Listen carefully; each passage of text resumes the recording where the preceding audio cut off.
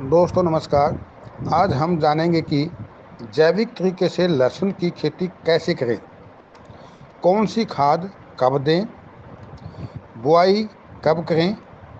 वैसे तो सितंबर व अक्टूबर के महीने में इसकी बुआई होती है। बीज उपचार कैसे करें,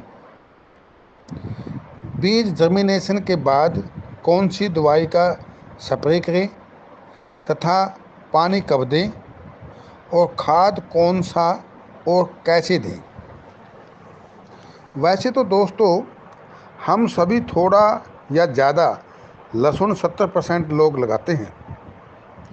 कोई ज़मीन पर, कोई गमले में, अपने लिए सभी लगाते हैं।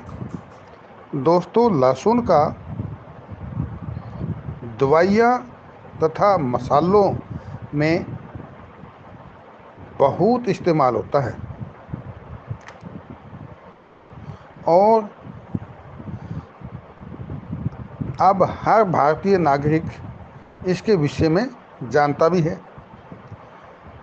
अब बुआई की बात करें तो सितंबर 15 के बाद और अक्टूबर 15 तक इसकी बिजाई कर लेनी चाहिए।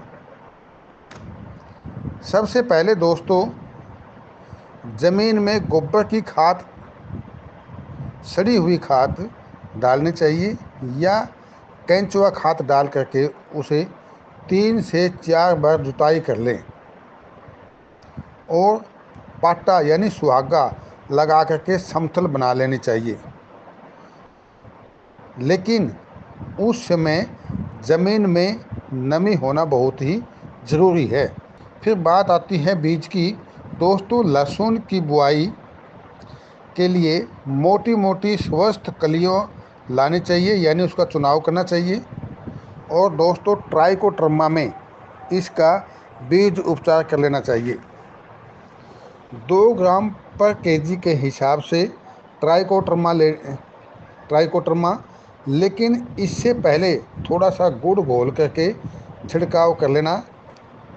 फिर उसके बाद ट्राइकोडर्मा का उपचार करके छाया में सुखाना चाहिए।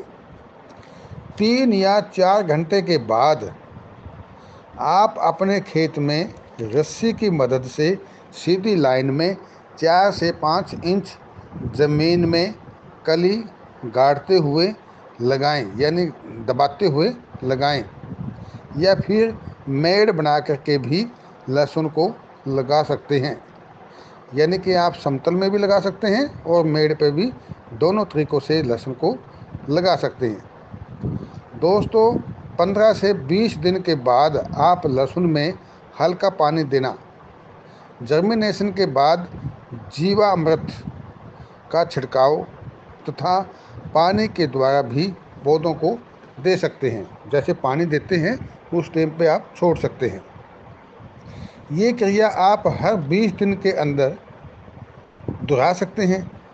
दोस्तों इसके बाद लहसुन के पत्ते मुड़ जाते हैं। कभी कभी पत्ते मुड़ने की एक बीमारी आती है, तो उस समय चूल्हे की राख को छान करके छिड़काव कर दे उस पत्तों के ऊपर। दोस्तों जैविक खेती ही क्यों करनी चाहिए? दोस्तों अपना व अपने परिवार का स्वास्थ्य चाहते हैं तो रासायनिक खाद से बचना सीखें या बचना चाहिए और जैविक खेती पर ध्यान रखना चाहिए। आजकल काफ़ी लोग जैविक खेती के लिए जागरूक हो चुके हैं। जैविक फसलों से उत्पादकता में वृद्धि होती है, बाज़ार में भाव व डिमांड अच्छी होती है, भूमि की गुणवत्ता में सुधार होता है। दोस्तों लहसुन को न ज़्यादा न कम पानी चाहिए, नमी बनी रहनी चाहिए।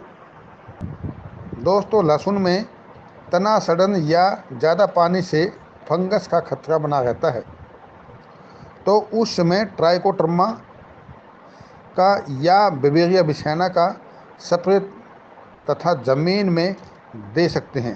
स्प्रे भी कर सकते हैं और ज़मीन में भी दे सकते हैं, जिससे लहसुन के कंद भी ज़्यादा होंगे या कंद ज़्यादा बैठ जाएंगे। नहीं तो फंगस से लहसुन की गांठ, यानी कि जो गट्ठा होता है, वो काला पड़ जाता है, जिससे भाव में बाज़ार में कमी आएगी। इसलिए दोस्तों, लहसुन के पानी की निकासी सही होनी चाहिए तथा समय समय पर स्प्रे करना चाहिए। लास्ट में पत्ता सूखने के बाद ही लहसुन को उखाड़कर एक जूड़ा बना करके सुखा लें, वो भी छाया में। फिर सूती बोरी में बांध करके तूड़ी में रखने से साल भर भी खराब नहीं होगा और इस प्रकार पूरी साल प्रयोग कर सकते हो। और यदि लगता है ज़्यादा है तो आप जैविक फसल विक्रेता के द्वारा या सीधा बाज़ार में इसे बेच भी सकते हैं। तो दोस्तों, इस प्रकार से लहसुन की खेती से आप अपना व अपने परिवार के साथ साथ अपने देश को निरोगी बनाने में अपनी हिस्सेदारी निभा सकते हैं। धन्यवाद।